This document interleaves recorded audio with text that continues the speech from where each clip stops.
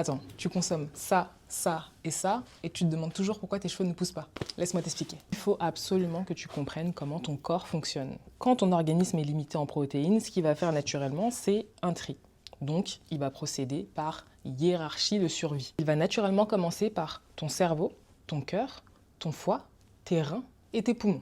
En deuxième, tu auras les systèmes métaboliques actifs, les muscles, le système digestif et le système immunitaire. Et tout en bas de la liste, qu'est-ce que tu vas retrouver?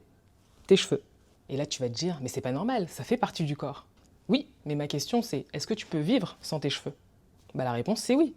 Donc si tu peux vivre sans tes cheveux, c'est totalement normal qu'ils passent en dernier. Il faut que tu saches que le follicule pileux c'est la poche où pousse ton cheveu, est la plus coûteuse en énergie dans ton corps. Tu as une division cellulaire qui est extrêmement rapide. Tu as la production de kératine qui continue en non-stop. En plus de ça, il est extrêmement vascularisé. Donc dès que tu manques de protéines, ton corps se dit « Ok, c'est pas utile, c'est pas la peine de dépenser plus d'énergie que ça, je coupe ». Et là, ce qui se passe, c'est que ton follicule, ton cheveu, il va passer en phase de repos, donc en phase de chute prématurément. Et ce que tu observes quelques mois après, c'est la chute de cheveux. Si tu es professionnel de bien-être ou dans la coiffure et que tu as envie de comprendre tous ces mécanismes et surtout de pouvoir répondre de manière efficace à tes clients, ou tout simplement que tu as une chute de cheveux ou un déséquilibre du cuir chevelu que tu n'arrives toujours pas à résoudre, je t'invite à me rejoindre dans le lien de ma biographie. À tout de suite.